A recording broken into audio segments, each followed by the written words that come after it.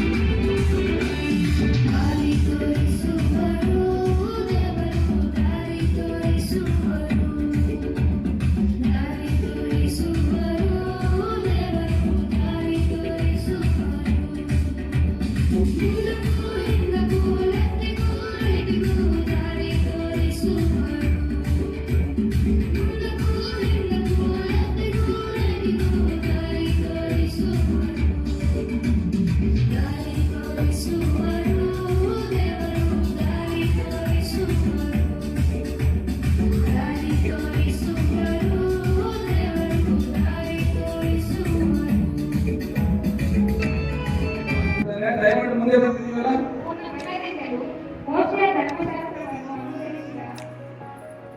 ಮೋಶೆಯನಿಗೆ ಸಮಾನನಾದ ಅರಸನು ಮುಂಚೆಯೂ ತರುವಾಯವೂ ಇರಲಿಲ್ಲ.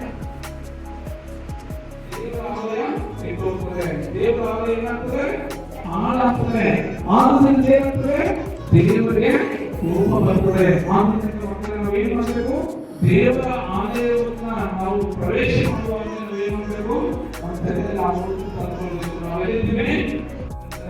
ಅಪ್ಪ ಇರ್ತಿದ್ದಲ್ಲ, ನೀವು ಕೇಳಿದ ವಾಕ್ಯ ನಿಮ್ಮ ಮನೆಯಲ್ಲಿ ಹೋಗಿ ಹೇಳ್ತೀವಿ. ಅಪ್ಪ ನೀನು ಆತ್ಮಿಕವಾಗಿ ಮಕ್ಕಳನ್ನು ಬೆಳೆಸಲು ಸಹಾಯ ಮಾಡಿ.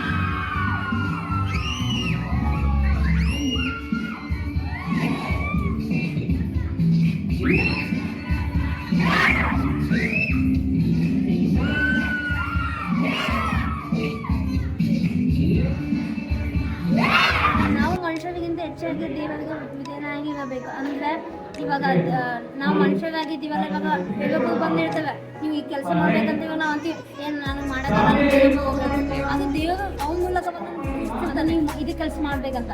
ಸೊ ಹಂಗಾಗಿ ಯಾವುದೇ ಆಂಟಿ ಆಗಲಿ ಯಾವುದೇ ದೊಡ್ಡದಾಗಲಿ ನಮ್ಗೆ ಬಂದು ಹೇಳ್ದಾಗ ನಾವು ಮಾಡಬೇಕು ಮನುಷ್ಯವಾಗದ್ದು. ಇದು ವಾಕ್ಯ ಏನು ಹೇಳ್ತಂದ್ರೆ ಮನುಷ್ಯರಿಗಿಂತ ಹೆಚ್ಚಾಗಿ ದೇವರಿಗೆ. ಅಂದರೆ ನಾವು ಮನುಷ್ಯನಿಂದ ಓದಕ್ಕೆ ಹೋಗ್ಬಾರ್ತೀವಲ್ಲ.